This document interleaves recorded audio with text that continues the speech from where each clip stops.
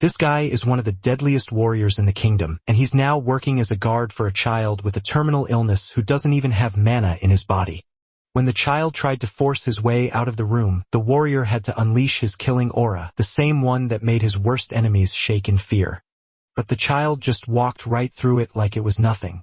But how was that even possible? How could the most respected warrior in the mansion fail to stop a child? That child is Kyle Seltarian, and he was born destined to die. In this world, mana is like water, and everyone needs it just to stay alive. Kyle was starving for mana, and because of that, he would die before turning 20. But what nobody mentioned is that this child was the reincarnation of the top 1 player who spent 10 years in the game, someone who knows every single secret of this world, including Kyle's fate. He knows he won't die from his illness, but from the monsters of the rebellion in his own territory, a rebellion that his own brother Adolf will start. Kyle belongs to one of the most respected swordsman families in the kingdom, but he had absolutely zero talent for it. Even with the player knowing everything about the story, he had no idea what to do to change it. So he starts losing it, taking out all his anger on the maids until his father had no choice but to lock him in his room. Knowing his family is going to be destroyed with no talent for swords or magic, no real chance of survival, and still locked in his room, yeah, the universe really made it personal this time. With his fate already sealed, a light appears behind him with several glowing magic orbs floating around. He's confused because he never saw anything like this in the game before. Not knowing what to do, he reaches out and touches one of the orbs, which triggers a bunch of system notifications and pulls up his game profile. He discovers talents he never even knew existed. Since he spent years inside that game, he gained knowledge, secrets, and even knows about the catastrophes that are coming. He has everything it takes to become the most powerful mage in history. He starts training, shaping mana into sharp energy blasts and firing them straight at the wall. Little by little, the energy flows through his blocked channels, managing to wipe out the illness that was supposed to kill him at 20, and now he's finally free. Meanwhile, in the palace kitchen, a girl named Urziel tries to deliver a meal to the young master. The other maids refuse to serve Kyle as a way of protesting his behavior. When Urziel decides to do her job anyway, one of her co-workers knocks the plate out of her hands and hits her. The scene is interrupted by the arrival of Leon, a respected noble in the mansion, who orders the meal to be remade and delivered. Meanwhile, Kyle was in his room thinking about how to change the fate of the Marquis family with these 2 new talents. When Urziel finally arrives at Kyle's room with the food still warm, Kyle uses his insight ability and discovers that she has multiple talents. He gets even more impressed when he finds out that she has a top-tier talent. A memory from 1 year ago unlocks itself. He finds out that Urziel was bought by Kyle for $2 at an auction. In the end, he freed her from slavery, giving her her freedom. The girl, touched by the freedom she was given, promised to follow him wherever he went. Now Kyle realizes just how valuable she is. In the original game, Urziel never existed as a character because she was already dead in the rebellion before meeting any players. He decides to change that, telling her he's going to teach her how to use her talent. Urziel is thrilled to hear this, and it made her affection for him grow even more. Days later, Kyle was allowed to leave his room to absorb all the mana particles from outside. Leon wants to be punished for using killing intent against Kyle, but Kyle forgives him and says there's no need for that. Leon went to tell his master, and the 2 of them ended up arguing, trying to figure out how this boy became strong enough to resist an experienced warrior. Leon went to talk to Kyle, but he was still meditating, looking like a Buddha. So he went and told Kyle's father that he had already been meditating for 6 hours. The old man started remembering the days they used to train when Kyle couldn't even last 10 minutes before giving up, and now he's been meditating for 6 hours straight. Something is definitely different about this boy. The next day, Kyle wakes up with mana pouring out of his body. Trying to spread that mana throughout his entire body, he starts pushing it forward, breaking through every barrier until it finally reaches his heart. And just like that, he becomes capable of using magic. In this world, to be able to use magic, you need to form a magic circle inside your heart. With the goal of learning how to use magic, he heads to his family's library. The woman in charge of the place is completely shocked because she has never seen him there before. She starts asking what happened, but Kyle was already tearing through every shelf, ripping books open one by one, looking for something about how to form a magic circle. After spending some time wrecking the library, when he finally finds an introductory book on magic, reading it, he realizes the language is completely different from anything he knows. A system notification pops up informing him that his spirit vision ability has been activated. With this ability, he managed to translate the book into a language he can actually understand. With the translation complete, he finally gets to learn magic. Because of that, there's no need to stay there any longer than necessary. In seconds, the boy tears through the books and asks for even more beginner titles. Being clever, he decides to rent them all and take them to his room in the palace. This is the last batch of requests, and it fills the whole room with papers. It's so weird that the blonde guy asks if everything's okay because he's never seen the kid read before. The redhead gets really worried. It was way too many requests at once, and she's scared something tragic is about to happen. After all, the boy used to hate reading, and suddenly he's showing an interest she's never seen. When he sees the boy studying basic magic principles, the warrior remembers his mana illness. The boy, being sharp, guesses what the man's about to say and comments that magic is hard to learn, but he's right. And everyone in that house must think what the kid's doing now is super bizarre. Since he's the family's infamous kid, it wouldn't surprise anyone if he acted weird once in a while. But he remembers what he said before. He doesn't want to die young, and he has to try things. He has to try everything. Motivated, he says he'll do whatever he can to solve this cursed condition. So his plan is to lie down for a bit and read as much as he can while he rests. The young lord the warrior remembers is completely different now. He remembers a time when the boy was crying after fencing class. He said his father told him he didn't need someone weak like him. Back then, he was just a weak, whiny kid who couldn't handle any problems. Suddenly, the MC notices his friend got a new status, favorite. Apparently, they're getting a lot closer now, and the guard stays outside so he won't get in the way. Things are changing between them, and maybe it's because he started studying. Maybe devouring a ton of books at once counts as persistence in this world. Now that the guard is gone, the boy is finally alone with his mountain of books. Now he can actually start reading for real using his insight magic. Like magic, all the books start getting decoded at the same time insanely fast. The speed of his skill is crazy. It's 12 times faster than reading normally. On top of that, the hard parts are being saved into their own separate folder. Over time, the principles of forming circles get digitized and stored in the database. His understanding grows as the books get decoded little by little. Now using the decoded data, his plan is to create a magic circle. With the basics down, he finally meets the minimum requirements to form one. Guiding his mana along that golden path, he manages to create what he wants. Focusing as hard as he can, he uses all his blue power to move the magic in his chest. The process is painful and brutal, like his heart is about to burn. Even so, he has to hold on until the end. Otherwise, the mana will surge back into his body in a horrible way and damage his organs. The magic starts getting out of control, blasting books all over the room while he hangs on just a little longer. After a ton of effort, he finally manages to form his first mana circle, weakening the blocked mana channels. Now his mana isn't stuck inside his body anymore. It's flowing out, stronger than ever. He's thrilled he hit his goal and can use magic however he wants. Then he realizes it's already morning, and he spent the entire night doing this without even noticing. He barely has time to think his friend is going to be mad about it before he passes out. The next morning, the girl brings the boy his breakfast and finds him unconscious on the floor. She's totally shocked and tries to wake him up while also trying to make sense of the mess with all the books. In just one night, the MC used up all the mana he'd been building up for days to form that circle. And from now on, a brand new in his life as a mage has finally begun. Chapter 7. In the kitchen, the maid is happily cooking up a delicious meal. She did it because last time she got praised for it and it made her master happy. This time, the other girls want to be the ones to deliver the dish to the lord. Then they suddenly change their tune and say the boy is their responsibility and that they need to go back to the original agreement now that the master's personality is way better. The girl says, if there are any complaints about the work, they can take it up with the MC. Ignoring all of them, she walks off, leaving them with nothing to say. Before she leaves, the jealous one snaps back, basically saying she's nobody important. Back in bed, the boy enjoys his meal of seasoned meats. The recipe's been tweaked since last time to make it even tastier day by day.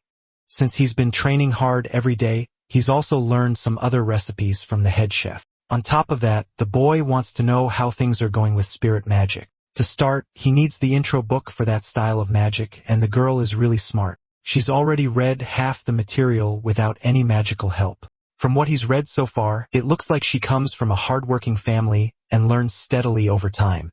For her age, she's pretty talented, but it's still not enough. Closing the book, he says he doesn't have time yet and that he needs to get stronger to learn more. In 2 months, the family will hold the succession ceremony, and something is going to happen that day. A coup led by the second son, Adolphe, will bring down the Marquis's family. If they don't want to die in the rebellion, everyone needs to get stronger, especially her.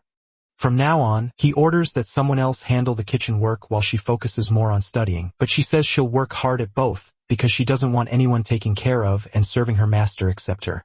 Crying a lot, she begs to be allowed to keep doing it instead of leaving it to the others. That surprises the young man, and he understands where she's coming from. Her family fell apart, and she went from noble to slave overnight. She even lost contact with family on other continents, not knowing if they were alive or dead. Her life is finally starting to feel stable again, and she got thrown off when she found out she had to study spirit magic. She probably thinks that, if she doesn't do her job well, she'll get kicked out of the mansion. But he reassures her again, saying she's the person he trusts to be in charge. He says he doesn't abandon anyone, and he always protects the people who are his. And he promises he didn't tell her to study this stuff without a really important reason. Her skills are so good and so careful that if she keeps working hard, she'll be promoted to headmaid. But there are plenty of workers in the mansion who could replace her at any time, so he asks if she's curious about what'll happen if she trains in this art. Mages with that kind of ability are extremely respected and super rare anywhere in the world. If she studies, she'll become an amazing mage, and everyone will respect her. And until then, there won't be any NPC who can replace her in that field. Sounds incredible, and even she isn't sure she can do it. Handing her the books she needs, the man says she'll become the greatest of all time. She accepts the gift with a hug, believes in her lord, and decides to give it everything she got. Now their relationship has gone up even more to 60. After that, the girl is appointed as the master's personal maid so they can study together. While taking care of the boy's personal needs, she's moved into a private room. From now on, that'll be her new space where she can study and train in peace. It's way better for security, and she doesn't have to worry about the other jealous girls. She loves it because now she's a lot closer to her lord's room. Together, the two of them decide to work hard and survive no matter what happens. While she was studying in her room, she'd watch the boy strolling around the garden.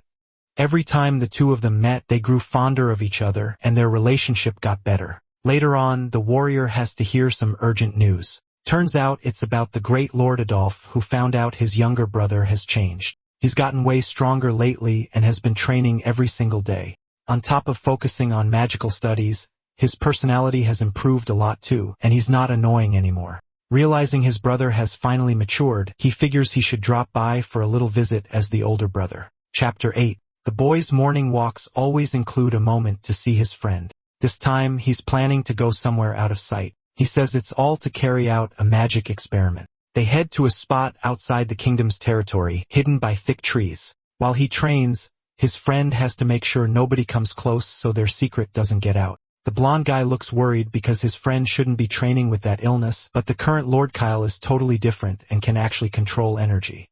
He fires a powerful magic missile at a tree in front of him. The explosion is so huge that both of them are shocked by the power and talent. The attack even destroys the tree, making it clear the test worked. The sound was so loud it might have been heard from the mansion, but the aura muffled the noise. The blonde guy's quick reflexes came at the perfect time to protect their secret. Kyle says he formed his first magic circle a few days earlier by following the instructions in the book he borrowed. And with that, using aura, he managed to overcome the illness that used to mess with him every day. Showing off the magic with a smile, he says he doesn't plan on dying young. Finally, the man understands what felt different about his friend these past few days. He congratulates his little brother for healing himself with his own brains. Their relationship improves, like you'd expect from someone who respects perseverance.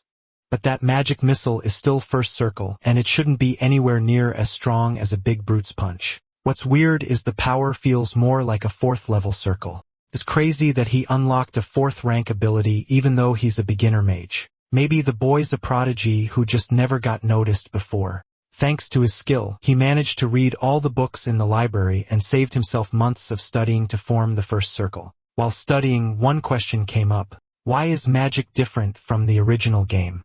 Here, he has to draw a ritual first, then deal with tough equations to activate the spell. In the game, magic was way simpler. You just made a symbol and the mana kicked in. But his magic isn't user-friendly at all, and it's way too strong. That's a big problem because now isn't the time to reveal who he really is. So he asks his friend to keep it a secret between the two of them. But the way the boy goes about it makes their relationship worse because the man doesn't like that kind of thing.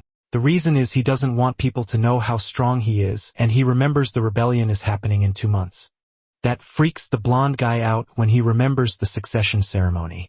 Traditionally, the family chooses the successor based on competence. They also look at personality, sword talent, and other factors. Based on that, everyone gets judged, and then it's time to pick the most promising heir. Right now, there are 2 main contenders with the most buzz around them.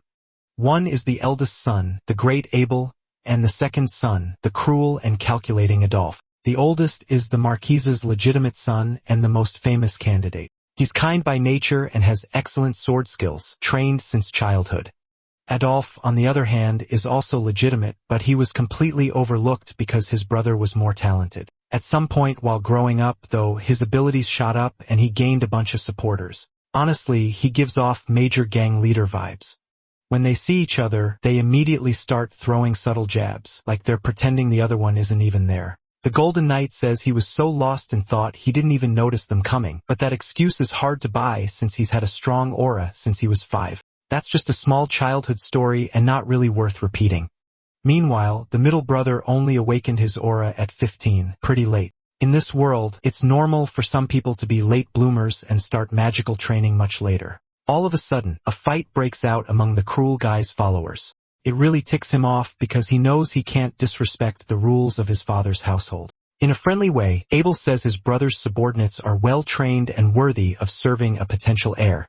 The tension between the two only grows because the middle brother says they can laugh all they want because they won't be laughing for much longer. When he leaves, that last line sounds pretty suspicious and starts to feel unsettling. While eating, the MC worries about the ceremony coming up in 2 months. This territory doesn't follow the whole firstborn inherits everything rule. It chooses its heirs, and the most important criteria to be chosen are strength and ranking. There's only one exception, the young master. Because of his illness, he was taken out of the succession from the start. Besides him, his third older brother, the Duke, also can't get involved in these schemes. So right now, it basically comes down to the older brothers, Abel and Adolphe. There isn't much time left until the ceremony, and they won't be able to make any huge moves before then.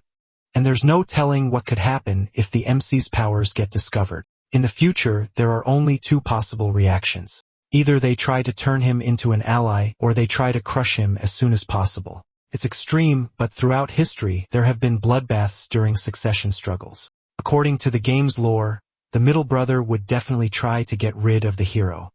And from the beginning, he was planning to wipe out the whole family so he could rule. So the MC's current goal is to overcome his illness and try to build alliances with good people. In front of him, Leon understands that mages need to hide their abilities to protect themselves. But after this incident, he'll definitely report the MC's abilities to the head of the family.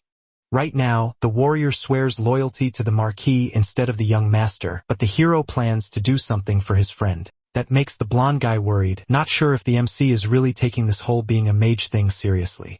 And he knows his father would be super proud if he found out his youngest son is getting stronger. Thanks to this conversation, their relationship improves a lot. And the MC finds out that eating together boosts relationships between characters, so he plans for them to eat together every day from now on. Night falls, and the kid keeps studying his rituals non-stop. If he activates them using magic, he can gain power fast, like insanely fast. But he doesn't understand why the game's method is making him stronger like this. At some point, he'll definitely have to show his powers to other people. Mana activation in this world is slow and hard to master. But to control his power more precisely, he starts thinking up a few methods. Using certain advantages and strategies, he can combine the two and gain a lot of power. The problem is it's really dangerous, and a magical explosion could happen right there. Still, he can keep going and try because he knows it's not totally impossible. The risk is definitely high, but so is the reward. And he's not going to get anywhere in life if he never puts himself in danger once in a while. Suddenly, his mana starts pouring out of his body, spiking like crazy in the room. Things get pretty dangerous, and he gets a bunch of explosion warnings. Even so, He sticks to the plan and starts analyzing and activating the sequences, managing to combine the pathways to deal serious damage. Inside his room, he creates a brand new kind of magic, something totally new and really powerful. This time, he manages to combine the activation and create a magic missile. Now that the foundation of the process is ready, he wants to try to get even more power, but then the danger becomes real, and the explosions draw attention. At that moment, a maid passes by, worried and wanting to check if her master is okay. Luckily, the boy is fine, but the room now has a hole in the wall. A smarter plan would definitely be doing this kind of experiment outside the house. Maybe that's why the notifications keep popping up, and he needs to set up a workshop to train. Just then, the warrior shows up, startled by the noise. In the kitchen, the soup tastes kind of off. No salt, bland, boring. Suddenly, another maid notices the soup is being made by the hardworking girl. It's Daisy, one of her friends, and a really kind person, but the girl is scared to get close because her last interactions with the maids went badly. Daisy is different from the others and gives her tips on how to season the food better. She talks about an ingredient that gives it a rich, delicious flavor. When she tastes the seasoned food, the girl is surprised by how good it turns out. Seeing that Daisy is chill, she asks Daisy to teach her some cooking techniques. Luckily, her friend is happy to have that little learning moment together. The two of them go together to deliver the food, and they end up talking about the Lord. On the way, Daisy admits she got worried when she heard he wanted a maid just for himself. Luckily, the MC has been acting way more honorable lately and isn't a bad person. While he's studying, he finds out Daisy asked about how he was doing. Like they agreed, Ezeal doesn't say anything about his friend's current condition. Daisy gets praised for doing a good job and for making the right call. He thought the impatient ones would have already made a move, but the rope is longer than it looks. Being impatient is exactly what you'd expect from the middle brother. It's obvious he's rushing things so he can pull off his evil plans. In his office, the Marquis completely loses it when he finds out his son got over the illness. There's Leon reporting that the boy has been studying magic.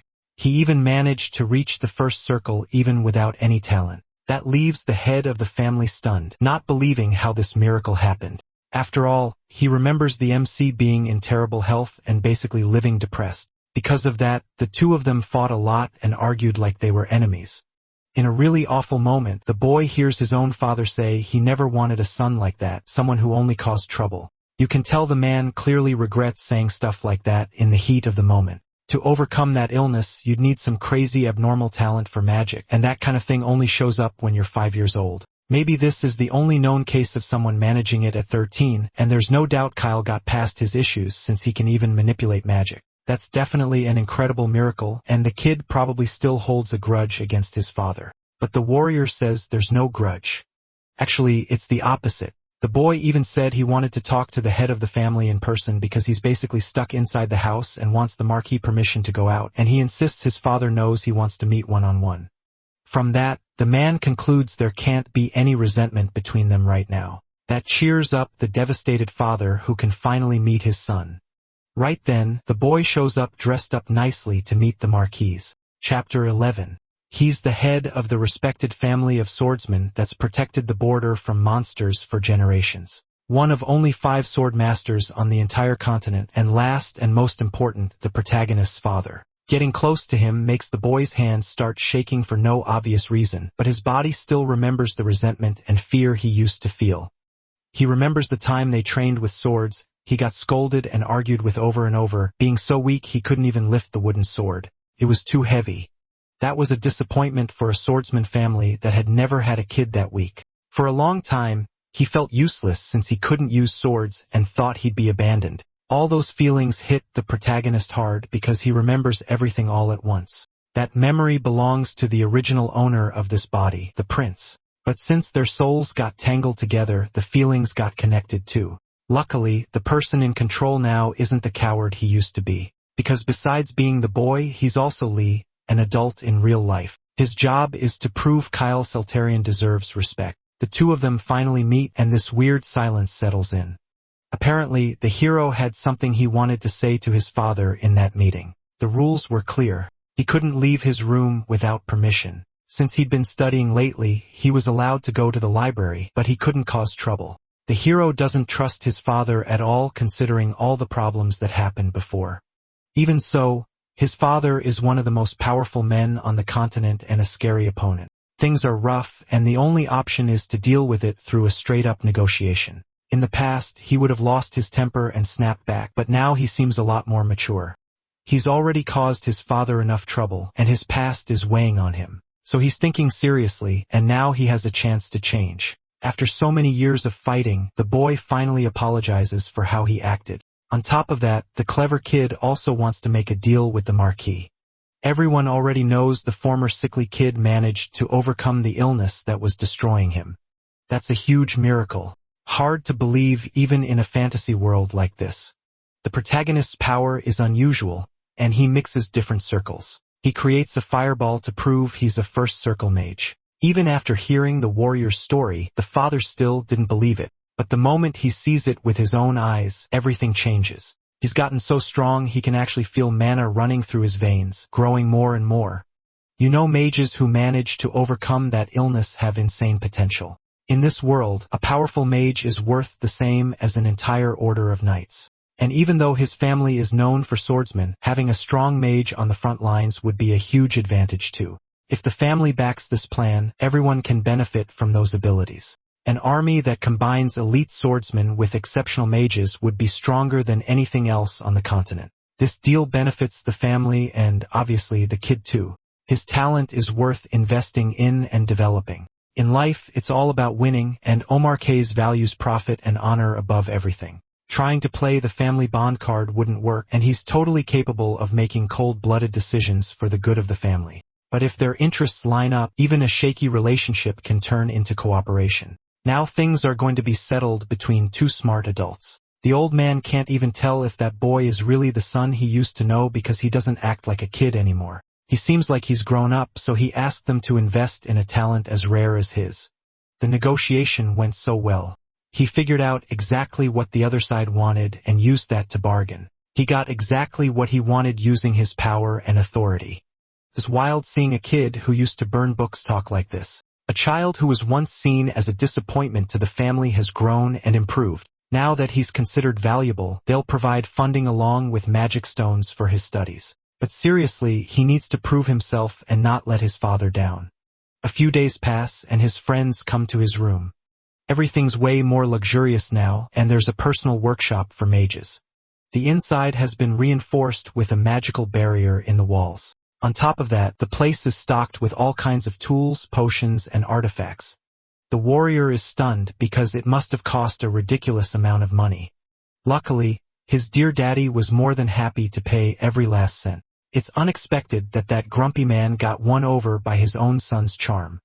Urziel is surprised too because it's hard to use spirit magic freely inside the room. That's why her friend set up a separate space for it. The place was fitted with anti-vibration devices so she can practice freely, and she's allowed to use the workshop whenever she wants to study because the protagonist wants her to become his right-hand person in the future, not just as a maid but as an unprecedented spirit mage. That makes her cry a lot since she already works every day without resting. Her goal is to learn everything she can and become someone useful. Their relationship grows even stronger, and everything seems fine. Suddenly, some stones start glowing, catching the girl's attention.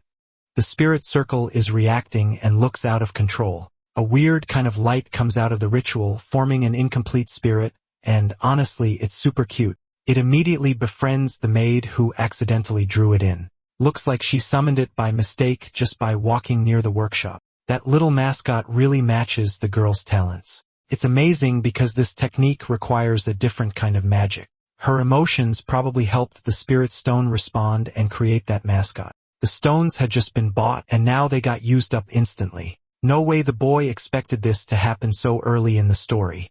On top of that, this being is high level and can't be identified with insight. Even though it's tiny, its power is so high, it's impossible to read with human abilities.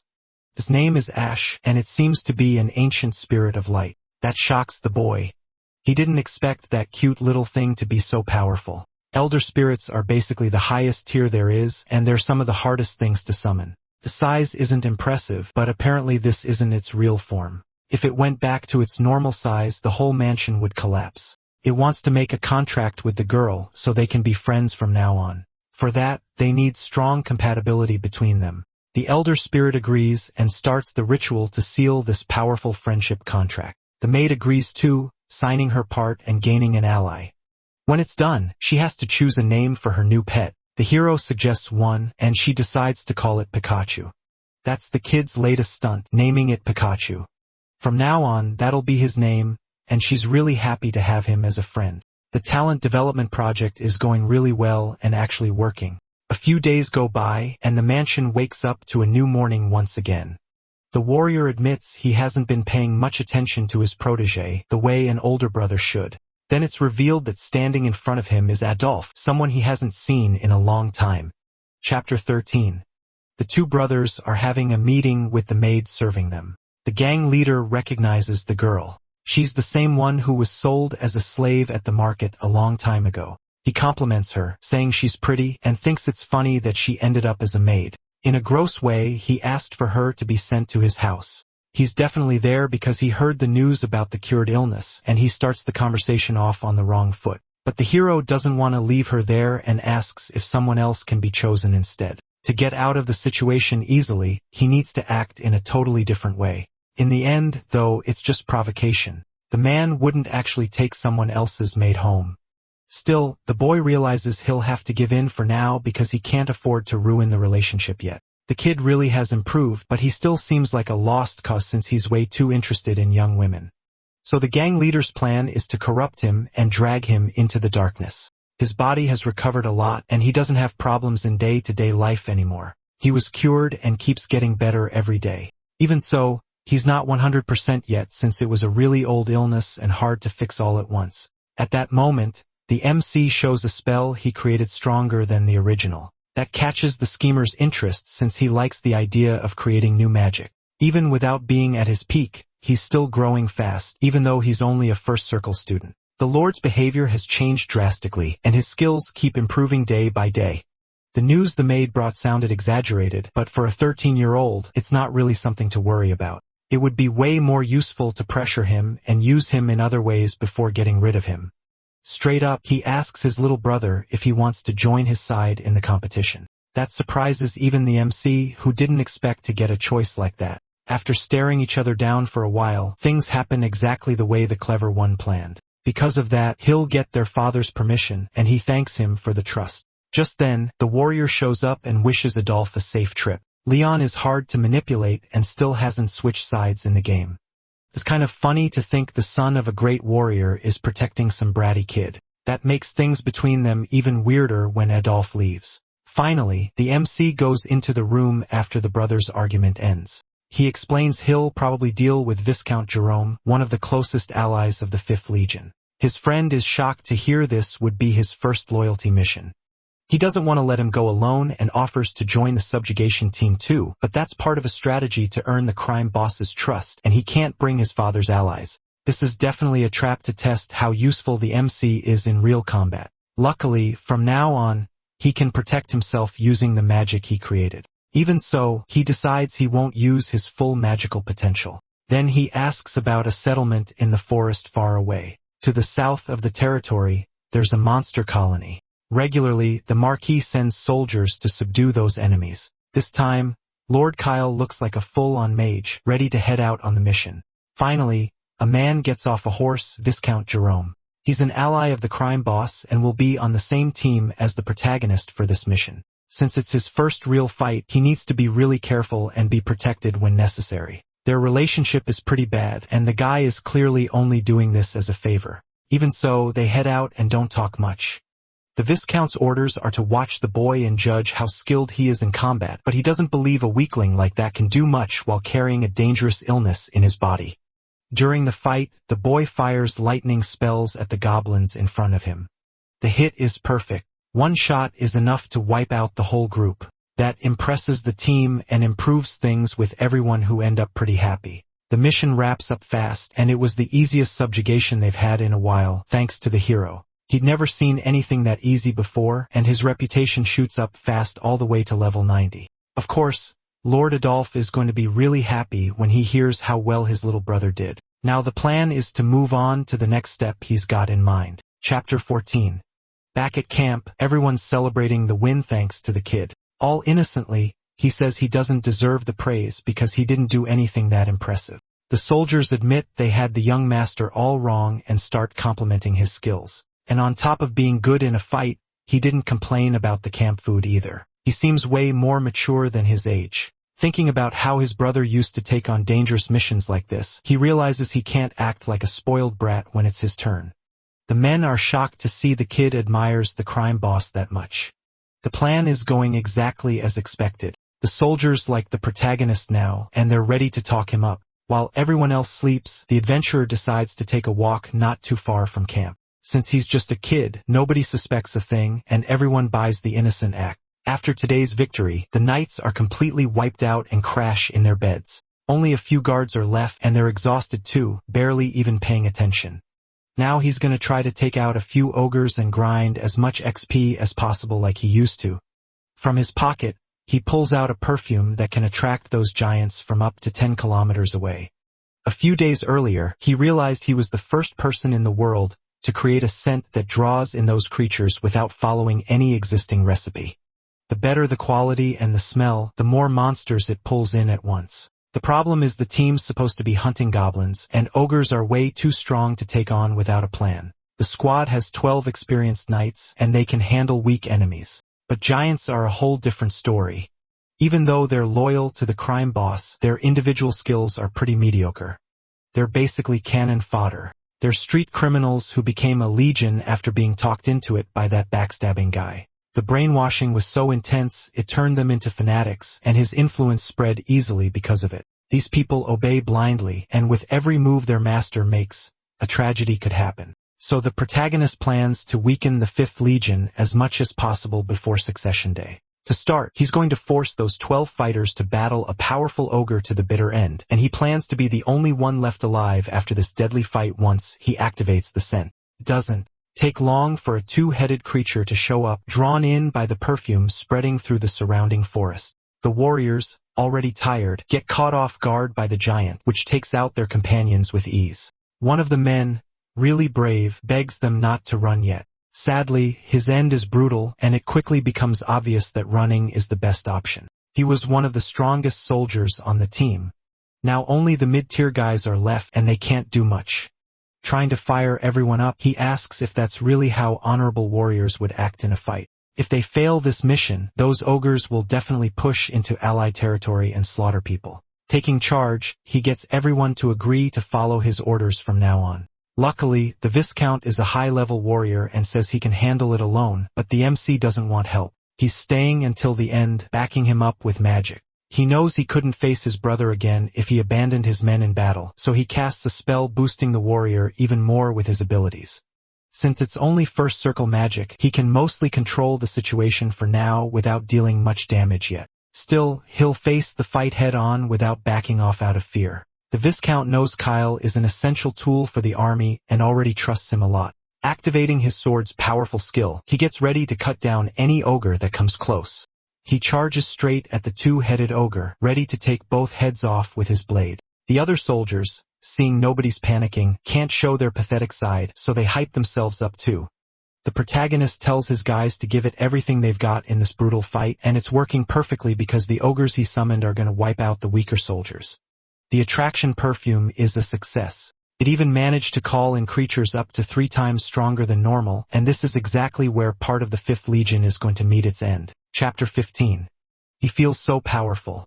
He thinks he can take the ogre down by himself. He lands a heavy hit on one of the twin heads, and they immediately go on alert, and everyone's blown away by the aerial fight between the two. Almost all the strongest knights have already gone down, and the weaker troops are starting to panic. Watching everything from far away, the little psycho is happy to see his scheme working. Without lifting a finger, he's going to wipe out every enemy easily.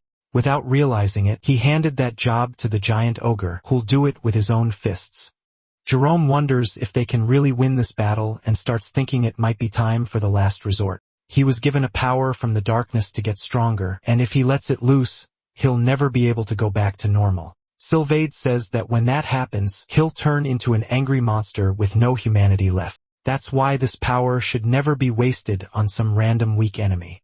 He'll definitely be able to beat the ogre, but he'll never get any peace from the rage of the beast. but maybe that's still better than dying like a loser to an ogre. From a distance, Kyle says he'll provide magical protection.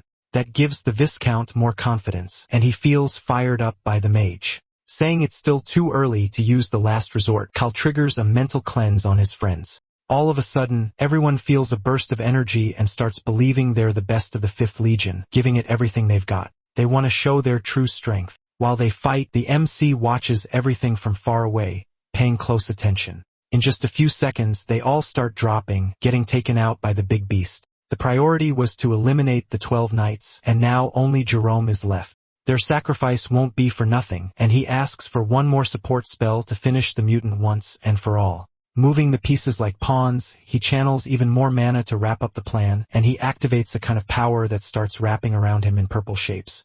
Pinned by the claws, all he can do is stare straight ahead and face his opponent. The ogre is right in front of him, and its eyes shine with happiness. Using just one hand, it's gonna finish the man once and for all brutally. In front of all the soldiers, their leader gets crushed and is gone for good. That throws everyone into chaos because they all think they're about to die. Fire starts surrounding the beast's body, and it screams in pain. Then right in front of everyone, it collapses to the ground, already dead. Ending the fight, the young master climbs on top of the enemy. From inside it, he pulls out a high-value crystal, and now it's time to pull a pretty shady move. He starts lying, saying that thanks to the Viscount, he brought the enemy down. This victory belongs to the 12 brave warriors and to everyone who fought for their own lives. So they start praising the Lord who won on the battlefield. The results of this subjugation were a success, and the 2-headed mutant was eliminated. On top of that, they also took out dozens of goblins, which was the original goal. Unfortunately, they took heavy losses during the battle. Hearing the news, the evil blonde guy can't believe it and asks if it's true. They explain that Jerome ended up dying in a brutal fight against a mutant in the forest. The blow was so fast, he didn't even have time to use the power of darkness. Losing that man is a huge hit to the squad. Never mind all the dead soldiers. There's nothing else to do, and they want to somehow recover that ogre from the camp. Only then does he say he's relieved to see his brother made it back safely. After all, defeating an enemy that strong was the young man's big achievement. Because of that, their father will be informed, and everyone will get the honors they deserve. The mask the MC wears, the innocent brother act, starts slipping for Adolfo, who walks away angry and suspicious. But for now, it looks like the brother is still being fooled pretty easily. The MC got his brother's recognition and took down the 5th Legion. It was a master play, and he jokes that maybe it counts as killing 3 birds with 1 stone. A mutant is no big deal since the warrior could take one down alone without help. And joking around, he says he only meant to look weak at the start. Looks like he really wants to get closer to his evil brother's side without telling Abel anything. This is all part of the plan, and in the future, he'll be acknowledged and they'll come looking for him. A few days later, a meeting happens in the family's conference room.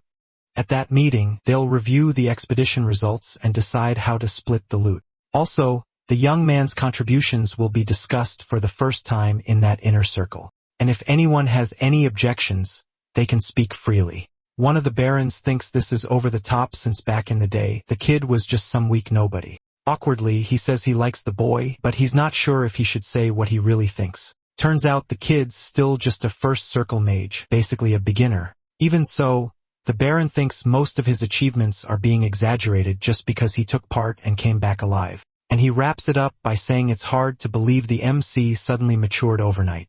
He reminds everyone of all the trouble the kids caused before. In the past, Cal could only smile while people talk trash about him right to his face. Clearly, the barons never had to face a real wolf before making a judgment like that. When they get to the hall, the MC says it's not as easy as it looks, and you have to see it with your own eyes. Defending his brother, Abel says even strong knights would struggle to take down a 2-headed creature. Some people clap back, saying it only happened because the knights gave their lives to protect the kid. Still, the finishing blow was Kyle's, something confirmed by the witnesses who survived. Unlike before, the boys focused on studying magic now, and the baron should put his personal issues aside. Angry, Adolfo tells the man to stop trying to ruin everything. Still backing up his brother, he threatens him and says not to cross the line. All of a sudden, everyone seems eager to defend the kid now that he's starting to show real value. At that moment, the evil brother agrees Kyle's reward should include a huge amount of money. After all, the warrior saw the kid's brutal fight and have no doubts about what he did. Because of that, he's granted his freedom, and he can finally access the main residence and go outside. But the mutant loot will still be handed out based on contributions, and the boy won't get any of it. By the end of the meeting, the MC doesn't get why he's not receiving anything after everything he did. So he knows the kid kept the ogre's heart as his reward. Not knowing what to say, the MC thanks him for at least being allowed to leave the house. Just then, the gang boss shows up wanting to talk to the boy. He says he kept his end of the deal and told the father about the kid's accomplishments, and he asks that in the future, the boy remembers how much he cares. From a distance, Abel thinks it's been a while since he paid attention to his little brother, and he hopes to talk to him sometime. Problem is that time has already come, and he says it's some unknown ability not even their father understands.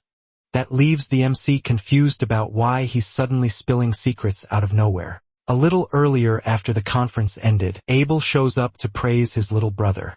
He says the kid handled the battle really well and that now he's a respected mage in the family. Then he asks if the boy has time later so they can eat together. He explains he wants to have a small get-together to hear the details of what happened during the forest expedition, but the boy suspects the warrior has some hidden reason for asking about his achievements. And right away, he starts revealing secrets even their father didn't know for no obvious reason. It's pretty clear he wants to recruit the MC to take down the forces Adolf created before it's too late. The MC has to choose his words carefully and asks why he knows that secret. He says he's scared of what could happen once something that big gets exposed. Like you'd expect from an older brother, he clearly wants something from the kid in return. But being blunt, the little one says he's not really on the middle brother's side. Still, that doesn't mean he plans to join the good guys either. Time passes, and we see Adolf going all out with his dark powers. He finally finds out his older brother went to have a little chat with Kyle too. That pisses off the crime boss because he spotted the kid's talent first and doesn't want to lose that edge. And if the MC switches sides, Adolf would rather poison him than let him become an enemy. Apparently, that's why the maid is in the mansion in case stuff like that happens. Back to the family talk, Abel wants to know why the youngest has been acting the way he has. Honestly, the MC says the older brother is really kind, which leaves him embarrassed. When he activates his ability, he can't see much about the character since the level is too high. The only bad thing is their relationship is neutral with no favor points at all. He keeps acting weird in front of the good blonde guy who doesn't even know how to react, and the other one apologizes. Even though he was the older brother, he never really had time to look after the little one before. Still, the MC forgives him since he used to act like a total jerk, and that's why nobody liked him. Abel laughs because the kid is genuinely really good at making smart jokes. He regrets not having bonded with his clever brother before losing him to Adolf, and he says he can offer everything the other side is promising and on even better terms. He doesn't want to give up on this deal and asks if there's still room to rethink it. That worries the kid, who asks if he'll get taken out if he joins the enemy side. After all, Adolf is different, and he's cruel even to his own family. If he becomes a traitor, they'll definitely use whatever method it takes to get him out of the way. Even though he's a prodigy mage, he still doesn't have enough strength to protect himself day to day. This is the first time someone in the family has given Abel such a deep read on the crime boss. What's funny is the man doesn't disagree with the assessment. He even goes quiet, and that takes them back to the start of the conversation when the MC says his useless skill is having really good intuition. Since he was little, he's always gotten a bad feeling right before something awful was about to happen. And whenever he listened to that gut feeling, he managed to stay out of dangerous situations.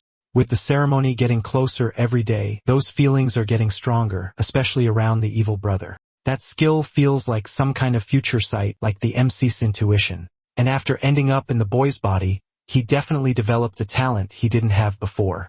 Because of that, other NPCs are going through system changes that never used to happen. Even so, Adolf is family and the Marquis' second direct heir, so he can't just cross the line. But the MC is there because he's got this really bad feeling, and he's kept it secret until now. He trusts his gut and knows that if Adolf becomes the Marquis, the family is finished and nobody will be safe, including the young master. So his plan is to join the enemy side and watch everything up close while earning their trust. At the end of the operation, the idea is to hit them with everything they've got from behind. And if the good brother helps, things will go way smoother with a much better chance of success. As the older brother, Abel can't turn down such a solid proposal from his brother and says he'll help him. But first, the MC wants a small favor to kick off the missions. Chapter 18. A few days ago, they found a bag of platinum coins, basically months' worth of pay. The blonde guy wonders where all that money suddenly came from. But, actually, the MC got it thanks to Abel, who lent him some cash. On top of being hot, he's loaded, and he bankrolls the mission the moment he hears the plan. And it's kind of wild because nobody knew the older brother was that generous. With this personal communicator, they'll be able to talk without being in the same place. This kind of thing is so expensive you could buy a mansion with a garden for the price of just one. This is only the basic version, and it only lets you talk directly to one person, but there are even pricier versions. It's pretty obvious the meeting with Abel went really well, and they teamed up on a plan. Meanwhile, the Guardian will need to hold on to the money until it's time to use it. They don't really have anywhere to spend it right now, and the kid already wants to farm even more coins. It's like an investment plan for the future, the way a clever mage would think. At that moment, the maid is training with her staff spirit magic. Pikachu can latch onto the tip of her staff to light up the area. Unfortunately, the magic doesn't work and she can't get the light to shine. The pet doesn't want to get off the MC's head, and the MC thinks he's basically a headlamp. That makes the blonde guy think of something and wonder why they're inside a freaking mountain. The last thing he remembers is them leaving home to visit a neighboring region. And then out of nowhere, they ended up inside a cave because the MC decided to make a quick stop.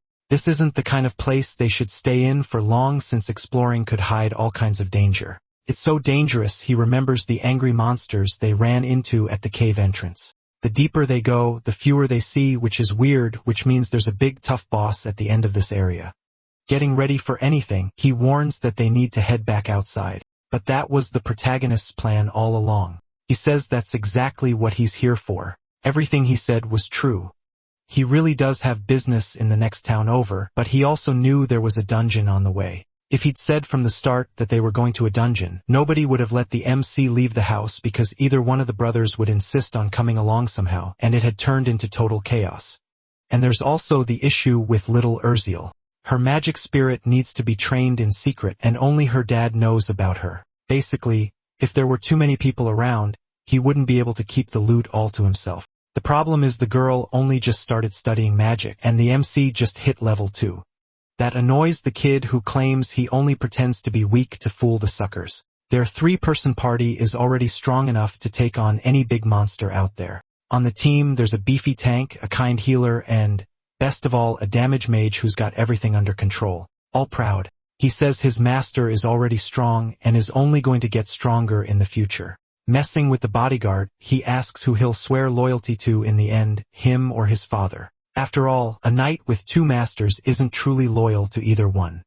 That leaves the man speechless as he thinks it over. Right now, Leon is following the Marquis' orders to keep the sons safe. Meaning the knight isn't really loyal to the Marquis, he needs to choose a real master. To win this knight over, just showing off his skills won't be enough. Once he's finally acknowledged, he'll gain that impenetrable shield for his army forever.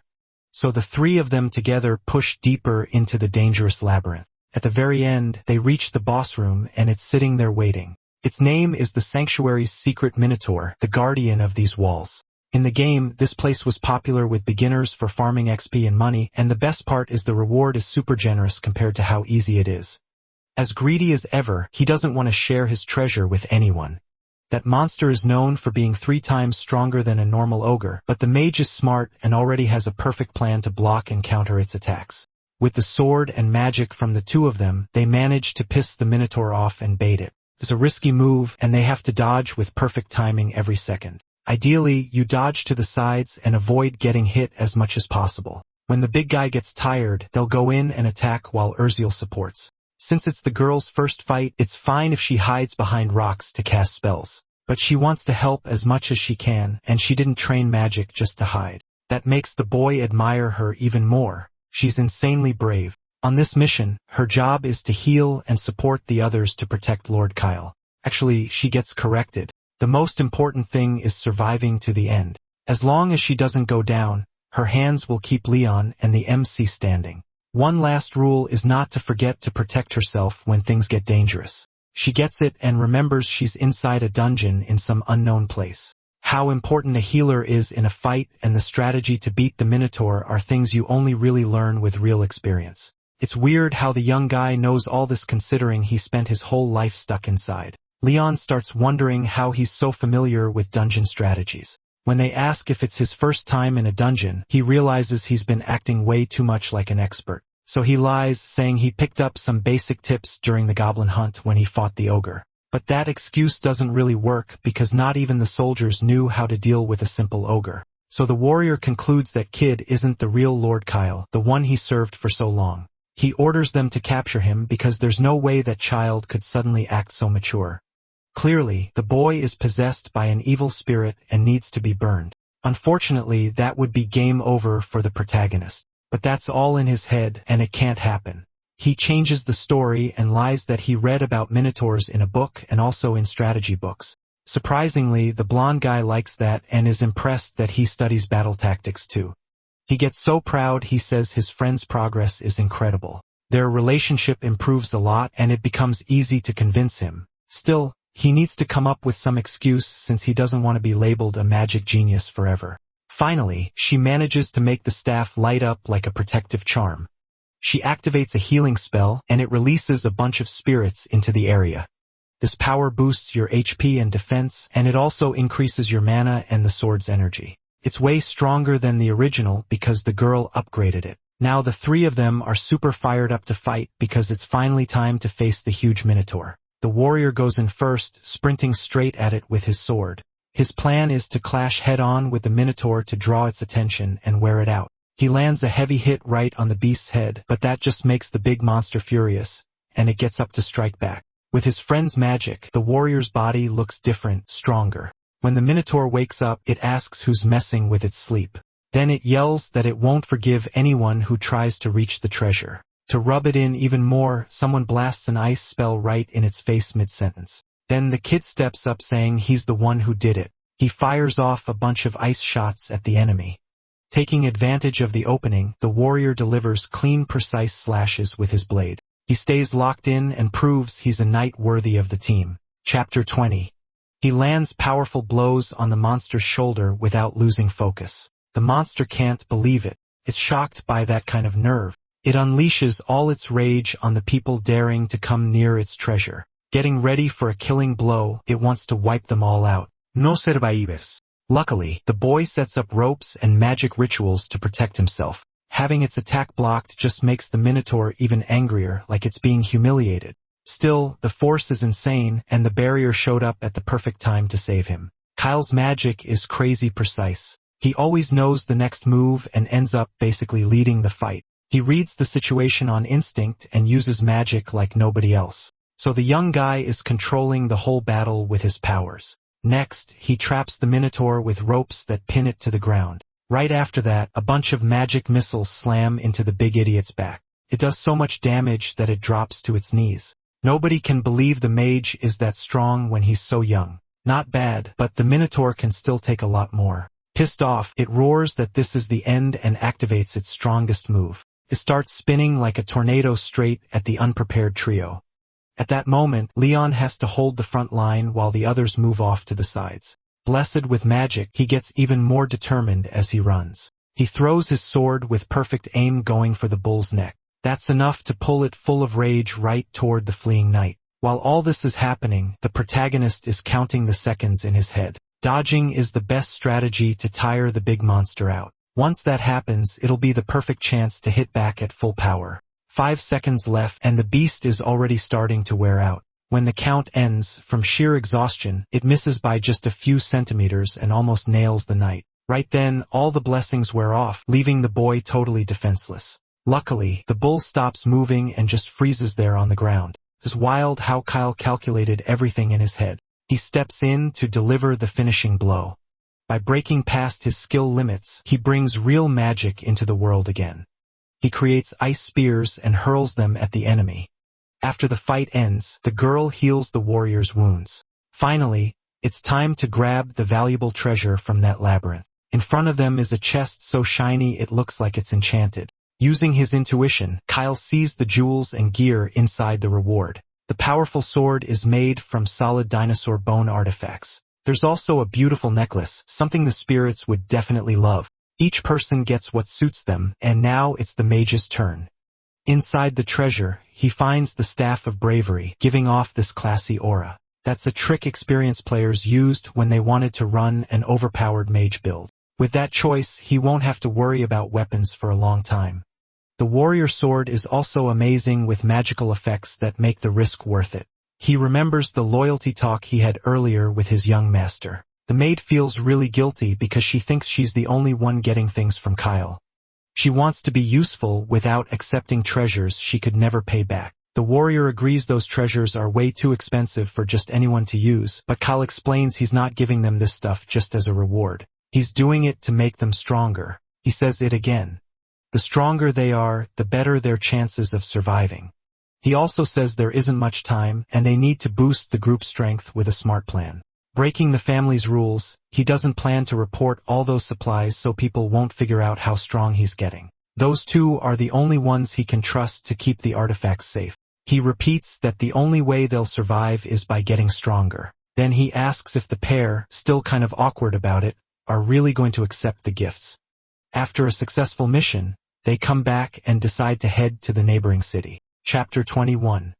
A few days earlier, something happened on the farms around Impilum. The Count freaks out when he hears someone from the Marquis's family suddenly showed up at his castle. As he rushes over, he wants to know who it is and notices the person is carrying the family's lineage symbol. He knows the succession coming up is basically a storm about to hit, and there's this unspoken rule: don't get involved in another house's business.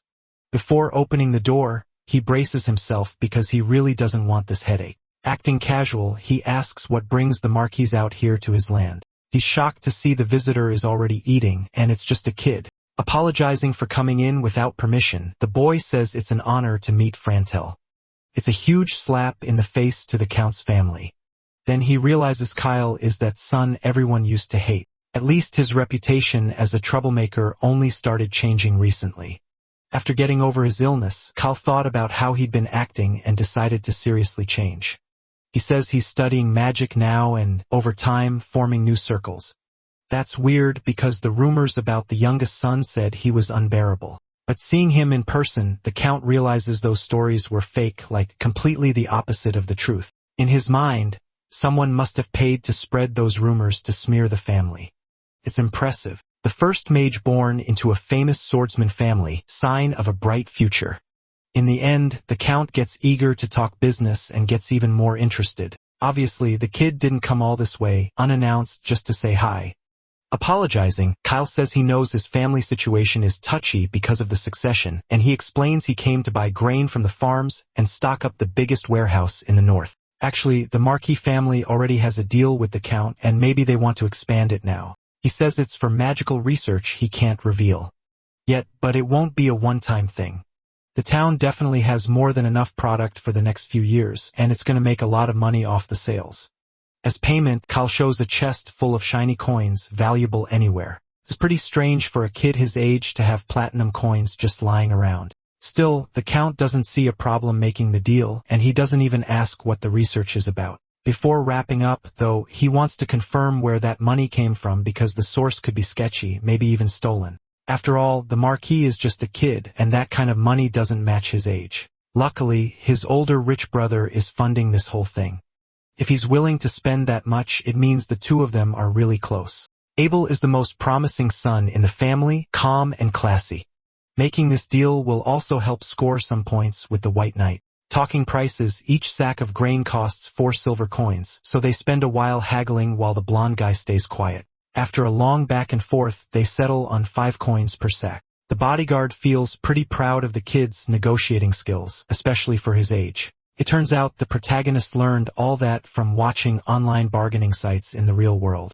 Part of the plan for going to Impelham was to make money, and buying grain might be part of that. The idea is to buy as much as possible while it's cheap and sell once demand goes up. But his state already has enough food for a whole year, so it might not be that profitable. With future knowledge, he's getting ready just in case something happens in the next few months. A massive famine is coming according to the game story right after the succession happens. That'll mess up trade and make grain prices shoot up. Even with all that money, people won't be able to buy food, and nobody's going to care if you're old or young. Unfortunately, he can't tell his friend without giving away that he knows the future. So far, everything the kid's been doing has worked out really well. So the blonde guy thinks that this time it's probably a good idea too, getting their relationship up to 50, something that's never happened before. It's super rewarding for the boy to see that progress since they started out in the negatives. A maid shows up saying the count wants to talk before dinner and that he really shouldn't forget. When he gets to the sitting room, he's told the man wants to introduce him to someone. Standing in front of him is Frontal's daughter with purple hair. She's really pretty, and her name is Iris Naren. All of this is a huge surprise to the young guy. He wasn't expecting a meeting like this. As he walks up, the girl says it's a pleasure to meet him for the first time and introduces herself. In the game, she's super strong and beautiful and really popular, especially early on when she becomes a really useful powerhouse. The only problem is her arrogant personality. She can't stand weak people. She says she won't accept anything less than diamonds for a date. She has the greedy personality trait. Because of that trait, a bunch of players went broke trying to raise their relationship with her.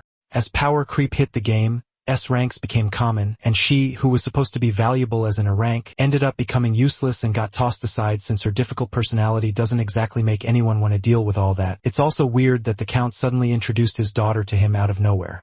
All sly about it, he says they're about the same age and should get along great. Iris is studying magic too, just like the protagonist. Still hyping his daughter up, he says she has exceptional talent for magic. He explains that since they're both learning, they can study together. From the protagonist's point of view, she doesn't want that and looks like she's being forced into it. Still, he introduces himself, explaining he's the Marquis' fourth son. Trusting his instincts, he's actually looking forward to getting advice from her. When he checks her status, he sees their relationship is at -40. On top of that, she has an interesting talent. She's a mana companion. In the original game, that talent is insanely rare. Only 0.01% of SSS ranks had it. So maybe the purple-haired girl has some new potential too. Even with her awful personality, that talent changes everything. She's heard plenty about Lord Abel and Adolphe, but nothing about the protagonist. Trying to put him down, she says she's in the second circle, while he hasn't gotten past the first. That annoys him because she's been unpleasant since she was a kid, but he explains he's only been learning magic for 3 months, forming a circle that fast beats her record. She took longer. Still starting. A 13 is considered really late since most people start by 10 at the latest. If he just thinks of her like a whiny cat, he can tolerate the annoying attitude. He says he started late because he used to have an illness, and he only recently managed to overcome it. That stops her cold because she knows how hard it is to break through that barrier. Her father explains that to overcome it, you have to be born with extraordinary mana in your body. That's why people who manage it are called geniuses and prodigies. It's incredible that the young master pulled it off at only 13. Hopefully, Iris can learn something from the good influences around her. Of course, she doesn't want to talk to someone she thinks is weaker since she believes he's only first circle. That personality is going to cause a lot of problems and needs to be fixed ASAP, and that's how Recruitment Project 3 begins. You can't judge people by how they look, and he's going to prove he's not weak. She freaks out when she sees the boy get way too close to her face in a weird way. Ignoring the count being right there, he challenges her to a one-on-one duel. If he loses, he'll have no problem admitting he's weaker than her. In a twisted way, if the girl wins, she wants him to lick and kiss her feet. That leaves the count completely embarrassed, wondering where she even learned something like that. The boy is shocked too, not understanding what kind of book you'd have to read to find that. Apparently, she likes reading weird romance novels that are way above the recommended age range. Even so, the boy doesn't back down and says that if he loses, he'll lick whatever she wants. That line, out of context, totally catches the count off guard. Changing the terms, the boy says that if he wins, he'll be her new teacher in the future. And on top of that, she can never talk trash about someone with a lower rank again, and she has to promise it. That pisses her off because she's cocky and knows a first circle beginner couldn't possibly beat her. Embarrassed, the count admits his daughter has personality issues since she's been spoiled from an early age. If things keep going like this, it'll be really hard for her to live in the world without getting into trouble sooner or later. At her age, she doesn't have any friends because of her bad reputation, so he asked the boy to forgive her since he also had a rough childhood. It'll definitely be a good learning experience for her, and he allows the two of them to duel. That gets the boy fired up. He basically just needed the count's approval to do what he wanted. On the other side of the mansion, she's still pissed at the boy who thought he could beat her, but she's also confused because she thought he was pretty cute and she decides she's gonna make him lick her foot. The Count definitely has another reason for introducing his daughter to the MC even though she's only 11. She's already at the right age to start getting marriage proposals. Maybe the guy is thinking about the two of them ending up together someday. In that world, nobles get married earlier than commoners. Feeling grossed out, the MC realizes why the girl was suddenly put into a meeting with him. Annoyed, he says that if that's true, then he needs to crush her even harder in the fight. Thinking it's messed up to marry someone with an unbearable attitude just for status, he decides to go all out and try to fix her awful personality. The maid is sad when she hears about Lord Kyle's marriage proposal with the girl. The next day comes, and now it's time for the kids' duel. The opponent has to be defeated using magic, but nobody can get hurt in the process. If it starts looking dangerous, the fight will be stopped immediately. The judge will be the guardian. Since he's a famous experienced knight, he won't make an unfair call. The battle is announced, and the girl opens right away with her fire wand, shooting flaming arrows at the MC. For an 11-year-old, her casting speed is really fast. Even so, the hero has the advantage and activates his wind power, knocking the arrows off course. Using air to deflect the flames was a really smart move. Irritated, she says not to underestimate her magical power. She's not going to lose. Once again, she throws out a fire spell, this time stronger. Luckily, the MC was ready and creates an energy dome to protect himself. Looking at everything calmly, he admits she's brave and seriously impressive. To counterattack, he starts an energy ritual and asks if she can block it. That shocks the Count, who didn't expect the hero to be able to cast 2 spells at the same time. That kind of technique is super advanced even for experienced mages, let alone someone who's level 1. At the last second, she manages to activate a shield spell that protects her from a hit that would have ended the fight, but her fire attack gets absorbed by the wind. That starts to freak her out and she has to cast more spells faster. Right then, the hero appears up close, holding his staff in front of her face in an intimidating way. That's basically the end of the fight, proving who the better mage is. The boy is thrilled, while the girl is left speechless by what just happened. She's furious about losing for the first time to a first circle mage. She yells that it was all luck and that the win doesn't count. Wanting a rematch, she says she wasn't in good shape for a moment. Still, the hero agrees because he knows the result won't be any different. That just makes the purple-haired girl even angrier, and she says she'll win this time. 5 rounds go by, and every single one is won by Lord Kyle. No matter how many times she tries, the outcome is always the same. So he says to end the fight since she's probably out of mana by now. She gets so mad that she starts crying in front of everyone. She throws a tantrum because she can't accept losing to someone weaker. Unfortunately, the MC made her cry. Maybe he was too harsh. That night, the Count gives him some new clothes to wear to the banquet. It's good to dress properly since it's a formal event and everyone will be dressed up. The guy seems friendly because even with his daughter crying, he still invites the MC to dinner. Ever since Kyle beat Iris, he seems even more determined to bring the families closer, even though the girl is definitely hating the boy even more now. But the blonde guy doesn't notice and thinks from her expression that it's something else. He seems really experienced in a lot of areas, but when it comes to romance, he doesn't get it at all. In the end, his maid friend helps him get ready and finishes everything up. He ends up looking super handsome and classy, matching the outfit. When he gets complimented, he gets even more excited to go to the party. People were expecting Kyle to show up and he thanks them for the invitation. They're happy to meet him, introduce themselves, and say who they are and which families they come from. The problem is the princess is taking forever to arrive to this family gathering. Since he made her cry earlier, the MC thinks she won't want to see him again. Luckily, she finally walks into the room and she looks gorgeous. Like always, she gets embarrassed when she runs into the MC again. The same happens to him. He has no idea how to act in front of someone that beautiful. It's unexpected because he thought their friendship had been ruined for good. She already knew the boy was good looking, but dressed up like that, he looks even better. Now it's time for everyone to sit down and eat the house's delicious food. The MC sits next to Iris, not sure if he should because of what happened earlier. When he activates his intuition skill, he notices their relationship level went up a bit. He doesn't get how their friendship jumped 30 points when he didn't even do anything. Maybe it happened because of one of her traits, so it's good to be ready next time. Luckily, the meal is way more pleasant than he expected. Even she acts calm in front of the family without being arrogant. But then there's a moment when she asks her older brother to pass the pepper. Right away, the MC hands her the closest salt shaker he can see. At that moment, their hands touch, and she gets completely flustered. Neither of them knows how to react, and they try to avoid looking each other in the eye.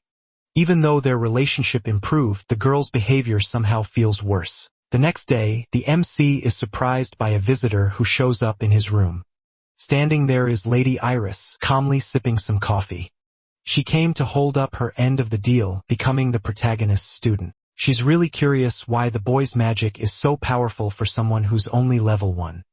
His style of magic has never shown up in any book and seems really different from the usual method, so she demands that he tell her everything he knows about this new magic style. But he'll only accept her as his student if she changes her attitude. So he asks her to be more polite and kinder to other people, and more importantly, to think twice before getting mad and running off crying. That annoys her because not even her father makes demands like that. So he explains that his magic really does come from a unique method, one he created himself. This hybrid magic method has never been published anywhere in the world, so there's nowhere else to learn it except from the inventor in person.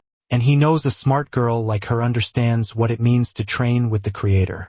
Even after thinking hard, she can't find any way to argue, so she accepts his terms. Cleverly, the MC had already prepared everything ahead of time. He makes a magic contract with his own hands right in front of her. It has all the conditions written out that she has to accept to become his disciple. All she has to do is use that pretty pen to sign it. If the contract is broken, divine forces will make sure there's a horrible punishment. Admitting it, he says he wouldn't have gone through all this trouble. The Count himself is the one who gave the contract to the hero. After the fight the day before, he got eager for their lessons to start. And if Iris doesn't listen to anyone, the magic contract can be used as a rare family treasure. That really ticks off the purple-haired girl, and she can't believe her dad actually said that. Angry, she storms off, saying she's going to confront him and find out the truth. The problem is if she leaves, their contract will be cancelled. If that happens, the magic won't be taught and they'll never see each other again. With no time to waste, she has to decide whether she'll accept the terms and get trained or walk out of the room and never see the MC again. Chapter 25. She needs to decide fast whether she's going to sign the document or not. Out of patience, the boy isn't going to put up with this crying act for long. Even though her potential is high, he considers giving up because of her personality. After all, he needs reliable allies, not someone who needs constant coddling. After a long time hesitating, she agrees and says she'll sign the papers. She slams the contract down on the table, still annoyed, like a spoiled girl. But the MC warns her she should read the conditions before signing blindly. He explains that Iris will be the student and he'll be the teacher in this arrangement. On the paper, there are 7 rules written down that have to be followed for the deal to work. She was so nervous about the punishments that she didn't even notice they were pretty mild demands. But the 7th rule is really strict and it requires her to actually fight sometimes. The hero asks why she really wants to learn magic. True to her personality, she says it's because she wants to be better than everyone else. She likes being praised, and she thinks it's exciting to beat up weaklings until they follow her rules. She wants people to admire her, so that's why she started studying magic. But lately, she's also started enjoying studying on her own, and watching her skills grow and get stronger is a lot of fun. Because of that, she doesn't even notice when she spends the whole night up reading books. It's motivating to see how competitive she is and how badly she wants to improve. He confirms that the most important factor in becoming a powerful mage isn't mana. A thirst for exploration and intellectual curiosity are what really drive magic. Those are the talents of someone with the mana companion skill. She admits that ever since she started studying, she's wanted to get stronger. And finally, she signs the contract, agreeing to become his student. With the paper in hand, the MC says the deal is official. Smiling, he's excited to start working with the girl by his side, and he hopes Iris becomes a reliable companion in the near future. That freaks her out because she takes those words in a romantic way. After the conversation, she runs out of the room, embarrassed about what just happened. The boy really should be more careful with his wording, especially since he's pretty handsome. Hearing that, the maid stays quiet in the background watching the whole thing. That same night, the MC spits out his water when he hears a question about marriage. Like, is he really going to marry Iris? The one asking is Yerziel, who doesn't show it but seems kind of jealous. He explains he doesn't even want to think about marriage yet since he's 13. Annoyed, he says everyone in that town is in a rush to get married early. The world is about to end, and there's no time to waste on love and weddings. So the maid understands her master isn't thinking about any of that right now, at least not until he turns 18. Out of nowhere, the girl says her mom used to be really beautiful. So when she grows up and becomes a real young lady, she'll be pretty like her too. When she leaves, the boy ends up alone, embarrassed, not even sure what just happened. The kids in that place are really mature and already worry about marriage stuff. When she grows up, she'll be even prettier than she already is, because even now she's gorgeous. And then he starts thinking a bit more about who Yurziel's mother was, a woman who originally came from a noble family before being sold as a slave. Sadly, her father and brothers have already died, but her mother and sister are missing. The girl is definitely worried, but probably feels too guilty to ask her friend about it. Still, the boy decides that someday he should look into it. A few days pass, and finally, it's time to head back home. Ira's family is at the gate, saying goodbye all elegantly. Weirdly, the girl wishes the teacher had stayed a few more days at her house. Luckily, next month, he'll be back to teach the magic he promised. Spoiled as always, she says that next time he comes back, she won't even bother opening the door. But as she says it, she collapses to the ground with intense stomach pain. That was one of the master's rules. Think carefully before getting mad. Her father warns her, telling her she needs to calm down until the pain passes. Unfortunately, it doesn't work, and she spends hours in pain because she acted spoiled. From far away, it sounds like music to the boy's ears since he kind of benefits from the situation. As soon as he gets back from the city, he realizes his older brother came to see him. Nobody mentions the grain stockpiles for the coming great famine. Smartly, he trusts his brother's instincts. His brother also bought some with his own money, like around 1,000 times more goods than the boy bought. Even if he loses all that money, he won't worry or blame anyone. Nervous, the hero knows he won't lose any money at all and that he's actually going to make a huge fortune. At a training ground, the Marquis is sharpening his sword skills. Suddenly, his son shows up with some towels for him to dry off. So the Marquis, curious, asks how the trip went, and it turns out it was pretty comfortable. Turns out the old man had gotten news from the Count and found out his son is going to teach magic. In a way, this experience is going to be really good for the kid, and he should give it his all as a teacher. Still curious, he asks if the Count mentioned anything else. A marriage got brought up, but luckily, their family doesn't have that tradition of pushing it that early. Not even the older ones in the family are married, so the youngest doesn't need to worry yet. Since he was sick for so long, he needs to hurry up and make up for lost time, and the father says he'll be the one handling the whole marriage issue. That's a huge relief for the kid since he won't be held back by annoying stuff like that anymore. Putting his sword away, the Marquis says he never planned to force his son into some political marriage, especially since he himself never officially married the kid's mother. Sadly, he admits she never wanted that. When she was pregnant, she said she was happy with how things were and didn't want anything formal. She didn't want to stress about status, and she was fine just being his woman. Even his friends approved of their relationship. Somehow, she felt guilty and thought the situation was kind of wrong. She said she didn't need a formal title as long as she had her husband and kids to take care of, and that it was the man's job to protect her and any children they had. Because he loves them so much, he promises he'll do that and give them all the love he has. Even if he hasn't done much for his son up to now, he'll support him as best he can. He also promises to back him up in anything he wants from here on out. That shocks the young man since it's weirdly unexpected to see that grumpy old guy acting like a soft, sentimental dad. On top of that, if the MC marries the powerful daughter of another family, it could cause a huge conflict. The old man values family above everything and wants to avoid problems like that. And for now, it's important to keep up the innocent kid act a little longer. Wrapping up the conversation, he says he needs to get back to studying in the library. The whole scene was super awkward, and the young man doesn't even call him dad. Staring at the pendant, he wonders if the woman still holds some resentment. Walking down the halls, the MC thinks about everything he just heard. He remembers he should have mentioned the loot he got from the dungeon. He told his guardian not to report anything to the Marquis until he had a chance to explain. He never really thought much about it, and now it's time to head to the library, not afraid of the future. Right then, he bumps straight into another noble walking down the corridor. In front of him is the family's third son, Duke. The weird thing is, he looks like he's grown since the last time they talked. Even though he's 2 years younger than the protagonist, his build is way more like a knight's. There are even rumors the kid recently became a low-rank warrior. Duke's surprised because the last thing he heard about his brother was that he couldn't even leave his room. Luckily, that restriction got lifted and his contributions were recognized. But Duke still doesn't trust him and thinks the whole thing is just some kind of scheme. That pisses the protagonist off and kicks off this sort of rivalry. The third brother genuinely hates the MC because his mother died from the stress of giving birth to Kyle. When he walked into the room, the only thing he could see was the woman's body, already frail and completely drained. The only thing Kyle managed to say was that the old lady died before he did. Obviously, that made Duke snap. He slammed him into the wall, cursing him out non-stop. Their mom worried about Kyle all day because he couldn't stop causing trouble. He was always picking fights and trying to steal money from the house to go have fun like some nasty little brat. Saying the MC was the one responsible for their mother's death, the two start arguing about what happened. Kyle defends himself, saying he's basically terminally ill and always gets blamed for everything. Crying, he asks who even brought him into the world with such a weak body. That's enough to set Duke off and he throws a punch. Kyle hits the floor and stays there, unable to get back up.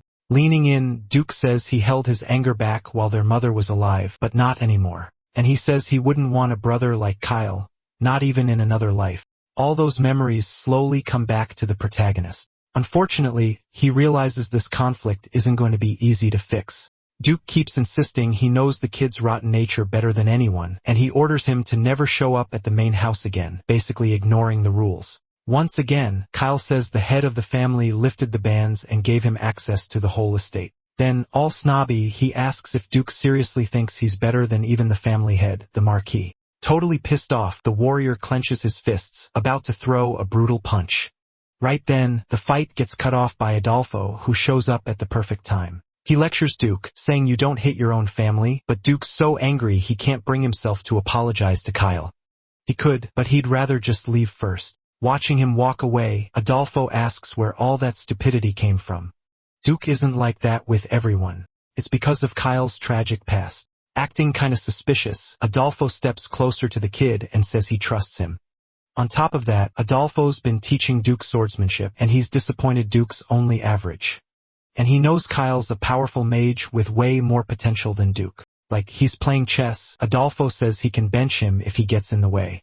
Ending the conversation, Kyle says he needs to go to the library to keep studying, and he suspects his brother isn't just some normal warrior, but someone with hidden talent. Adolfo isn't the type to care about family, and he wouldn't go through all this effort just to mess with him.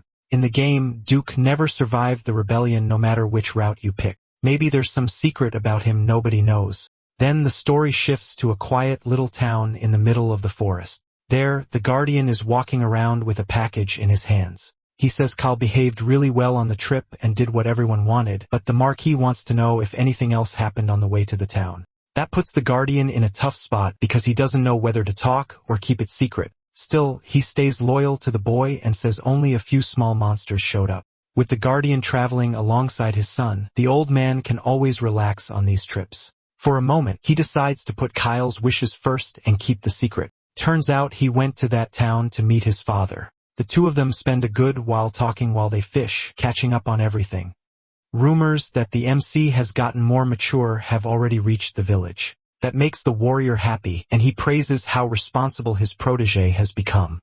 Originally, he planned to do his duty as a guard and then go back to the knights, continuing his career. But something changed recently, and it's left him quiet. Maybe the kid's plans changed, but he's still not sure.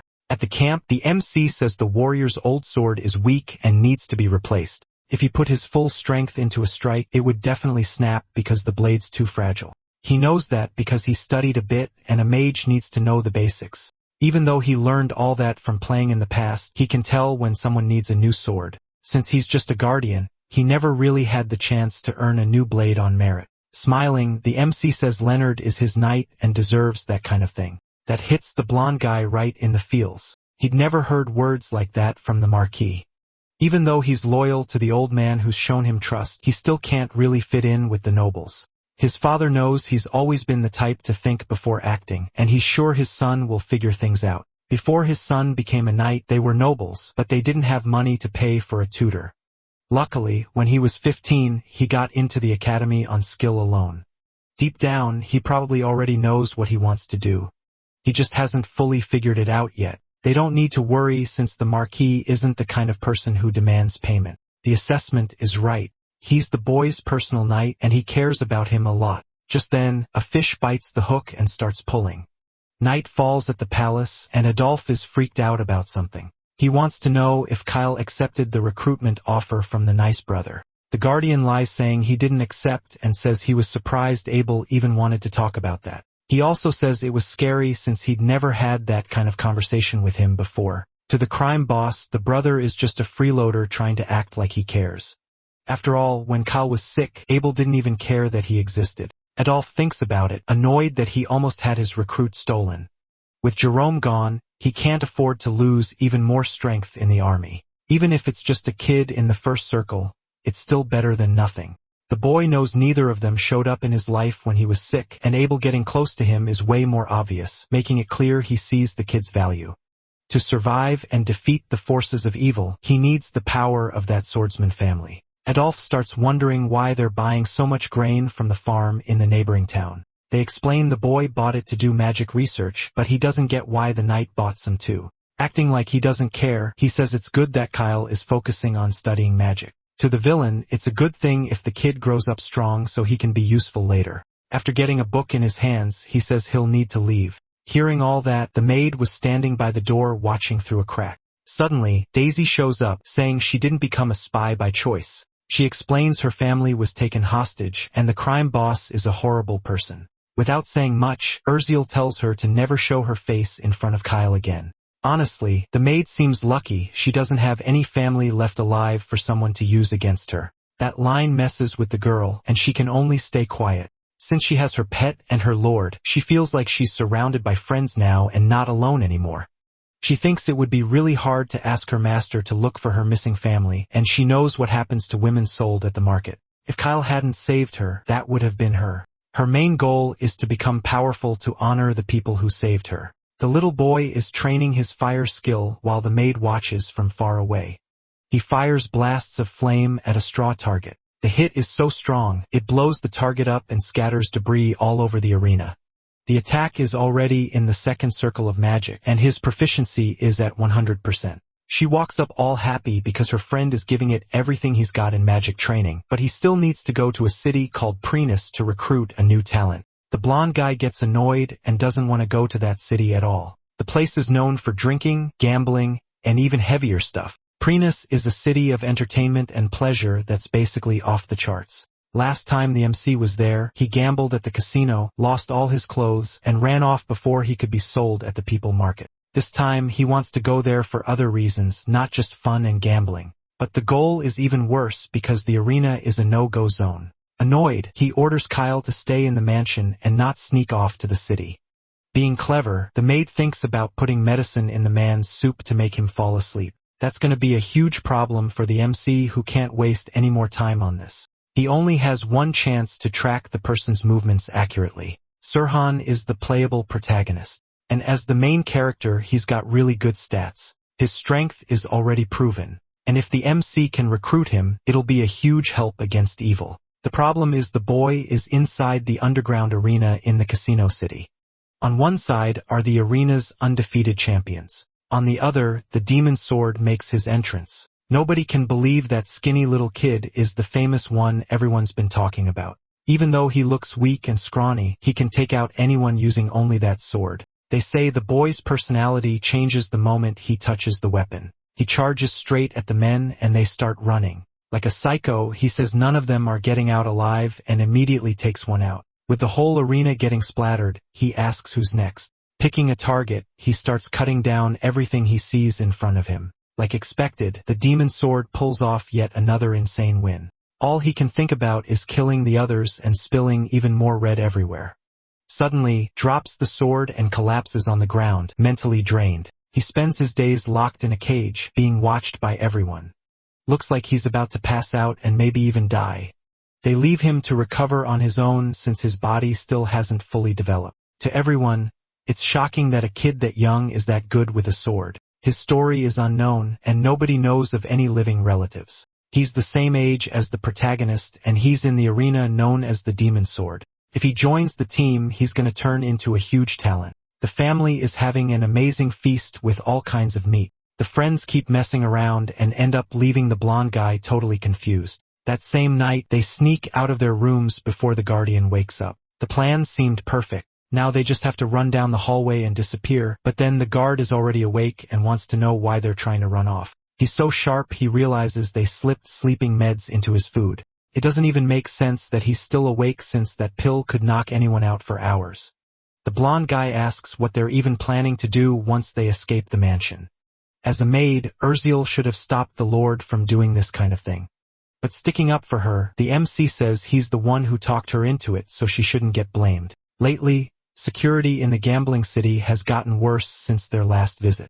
These days, it's a violent place, and it's not safe for young girls to be walking around there. Even though their protected guy is so strong, he could destroy the city by himself. But that's exactly what the hero wants, to cause a huge scene.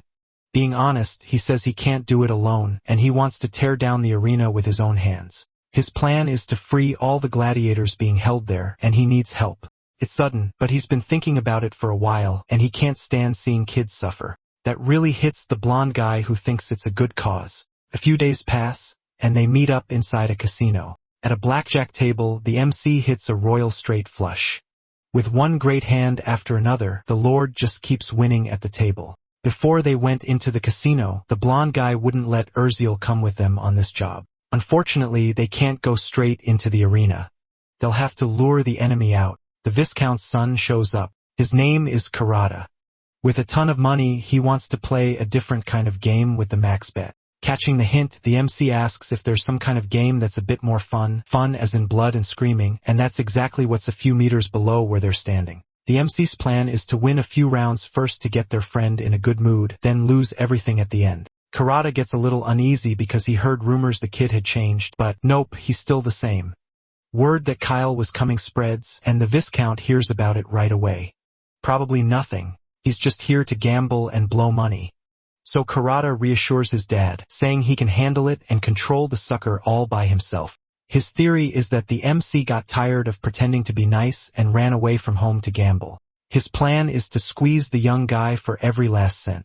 Not just anyone can get into that place, and he plays it off like he's doing him a favor. And yeah, that'll definitely make the Lord happy because it's got everything he wants. The plan is going great and the kid looks excited. But he doesn't say he's excited because he's about to wreck that whole place.